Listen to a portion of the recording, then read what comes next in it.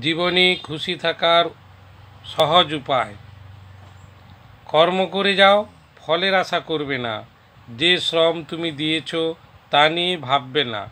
যেটুকু পেয়েছি আমি তাই সঞ্চয়, যেটুকু পেলাম না কো সে আমার নয়। না পাওয়ার বাসনা সবচেয়ে বড় রোগ। এই রোগ থেকে দেহের রোগের সৃষ্টি হয়। যা আছে তোমার তাতেই খুশি থাকো। যা তোমার আয়ত্তে নেই সেই ব্যাপারে ভাবনা বন্ধ করো। অন্যের জীবন নিয়ে বেশি ভাবা বন্ধ করো। নিজের রাস্তা নিজে ধরো, দেহ মনে শান্তি পাবে।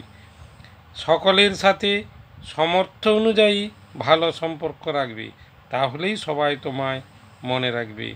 সামর্থ্যের বাইরে গেলেই সমস্যা দেখা দিবে। পৃথিবীতে কোনো কাজই ছোট নয়। কাজ করো হাসি মুখে, তাহলেই পৃথিবীতে সর্বত্র থাকবে হাসি মুখে। হাসির মতো বড় অস্ত্র নাই পৃথিবীর বুকে।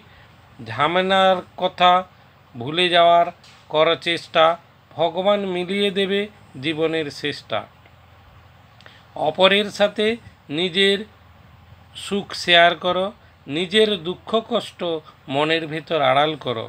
ঘুম থেকে সবসময় উপভোগ করো, নিদ্রা দেবীর কোলে মাথা রেখে দেহ মন সুস্থ করো। তুমি যেটা আছো বা যা তোমার ক্ষমতায় আছে তা অপরকে কায়মানুবাক্যে বলো, তোমার সফলতা বাড়বে। যা করলে তুমি নিজে খুশি ও আনন্দে থাকবে বা মুখে হাসি ফুটবে, সে ব্যাপারে সময় বেশি করে দাও। জীবন সাবলীলভাবে কেটে যাবে।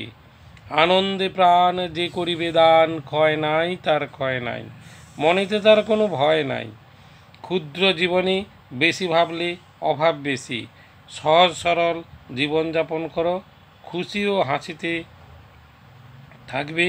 মুখে থাকবে হাসি, ঠোঁটে থাকবে মিষ্টি মধুর বোল। কৃষ্ণচরণে জীবনকে আনন্দমহল করে তোল। বক্তব্য উপস্থাপনায় ডক্টর দীপক কুমার আদক। বক্তব্য ভালো লাগলে শেয়ার করুন, লাইক করুন, কমেন্ট করুন এবং সাবস্ক্রাইব করুন।